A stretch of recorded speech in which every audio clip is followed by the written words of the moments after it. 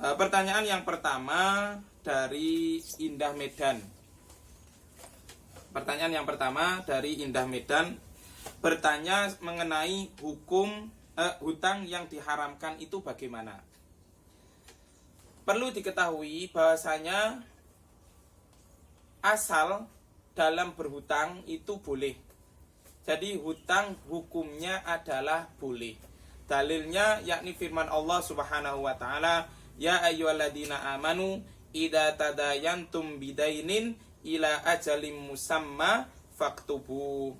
Wahai orang-orang yang beriman, ketika kamu sedang melakukan transaksi hutang piutang pada waktu yang telah ditentukan, maka hendaknya kamu mencatat transaksi tersebut. Jadi dalam firman Allah Subhanahu wa taala di sini disebutkan tentang bolehnya transaksi hutang piutang. Dan ketika ada transaksi hutang piutang, maka hendaknya ditulis. Jadi hukum asal hutang piutang itu adalah boleh berdasarkan firman Allah surat Al-Baqarah ayat yang ke-282.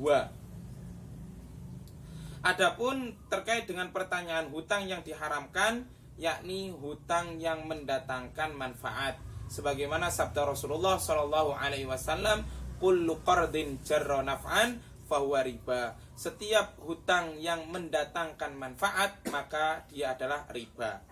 Manfaat bisa berupa uang. Misalkan ketika seorang itu berhutang 100.000, kemudian dia mengembalikan uang tersebut dengan 110.000, maka ini adalah riba yang diharamkan. Dan hutang seperti ini adalah termasuk hutang yang riba, yang haram, yang dilarang oleh Allah Subhanahu wa taala.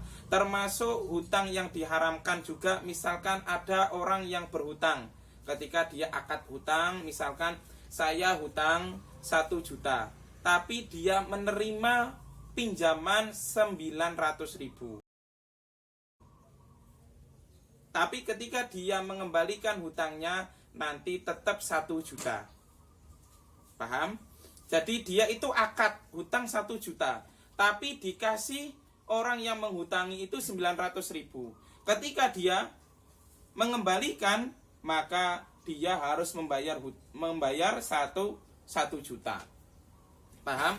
Ini juga termasuk riba. Termasuk riba.